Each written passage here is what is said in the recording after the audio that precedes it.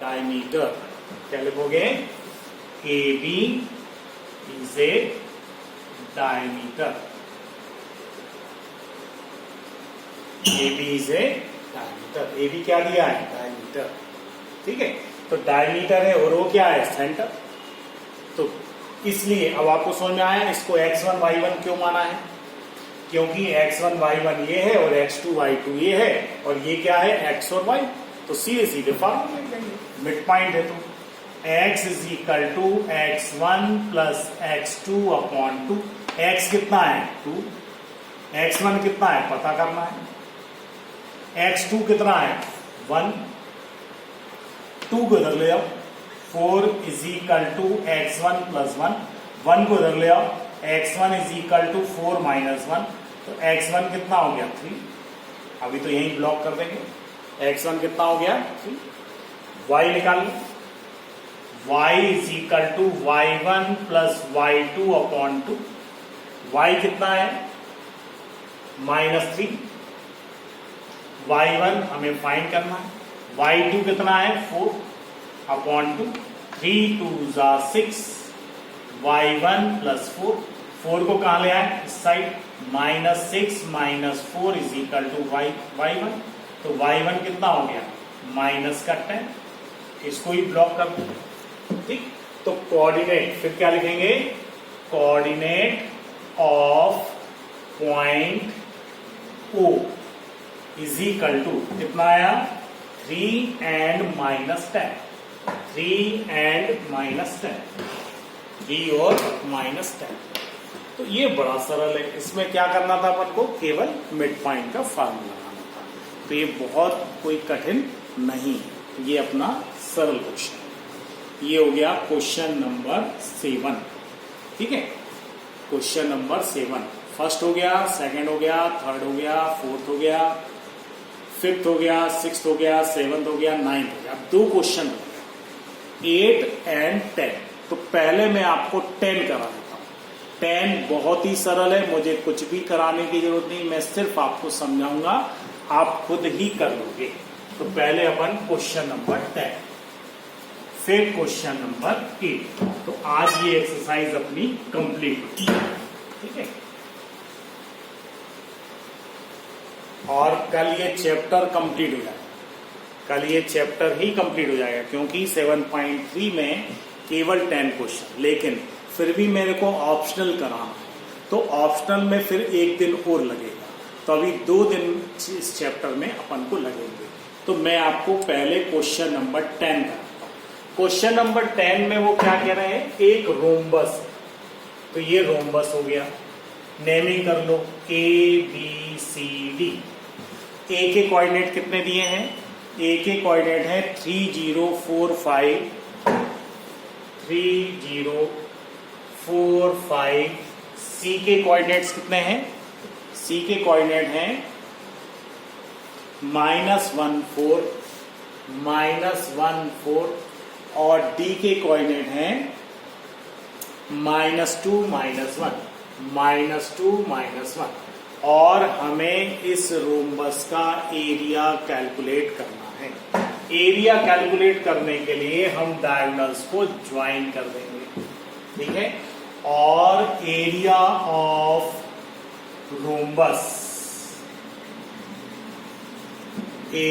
Rhombus होता है 1/2 D1 into D2 या 1/2 AC इंटू BD। मुझे सॉल्व कराने की जरूरत है? यहां पर कोई सेक्शन फार्मूला नहीं लगने वाला। रोम्बस के एरिया का फार्मूला होता है 1/2 D1 इंटू D2। D1 और D2 क्या है? डायगोनल्स। D1 और D2 क्या है? D1 एंड D2 क्या है? डायगोनल्स। तो हमें क्या करना है? हमें जो है डिस्टेंस फार्मूला लगाना है। AC कैलकुलेट कर लेंगे, BD कैलकुलेट कर लेंगे, और ये फार्मूला यूज कर लेंगे 1/2 AC इंटू BD। यानी हमें डिस्टेंस फार्मूला लगाना है कितनी बार? 2। ठीक है, चलिए लास्ट 10 मिनट्स बचे। ठीक है, चलो एक क्वेश्चन, तो इसमें मेरे को कुछ कराने की जरूरत ही नहीं है। क्वेश्चन नंबर 8 देखो।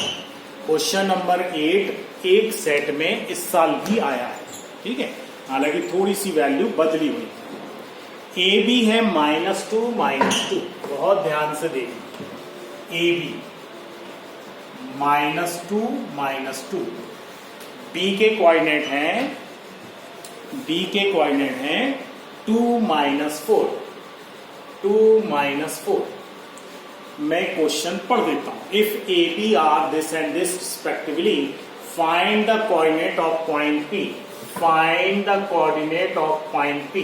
तो पी के कोऑर्डिनेट्स क्या मान लें हम, X and Y. Find the coordinate of point P such that AP is equal to 3/7 AB। 3/7 देखो हमें कोऑर्डिनेट फाइंड करना है, यानी हमें रेशियो पता होना चाहिए। अगर रेशियो पता होंगे तो हम सेक्शन फार्मूले से पता कर लेंगे। अब ध्यान से देखो M1 क्या है, पढ़ो M1 क्या है। M1 है AP, तो ये AP है, बिल्कुल सही है, ये M1 है, तो M1 की वैल्यू तो 3 है हमारे पास। चलो M2 क्या है, M2 है PB, लेकिन PB की वैल्यू हमारे पास नहीं है, यानी हमें अगर रेशियो चाहिए M1/M2, तो M1 क्या है, AP/PB होना चाहिए था।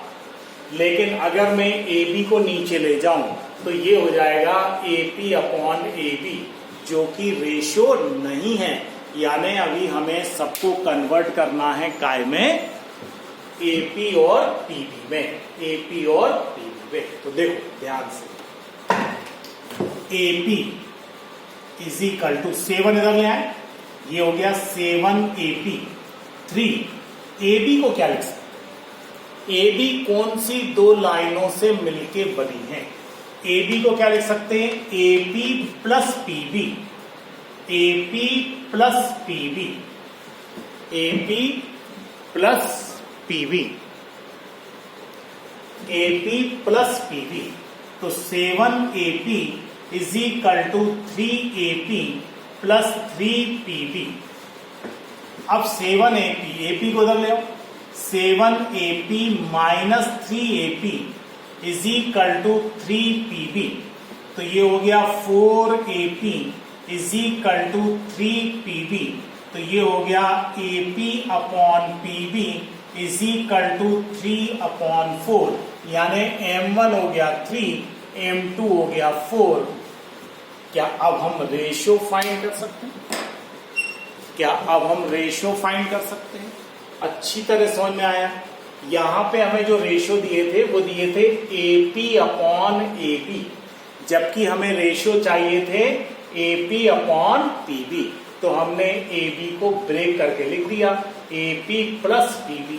तो यहां तक हम लिख लाए। क्या यहां के बाद हमारे पास रेशियोज आ गए? रेशियोज आने के बाद सेक्शन फार्मूला है ही हमारे पास, हम सेक्शन फार्मूले का यूज कर लेंगे और x और y की वैल्यू फाइंड कर लेंगे। तो ये अपनी एक्सरसाइज 7.2 के पूरे 10 क्वेश्चंस कंप्लीट हो गए।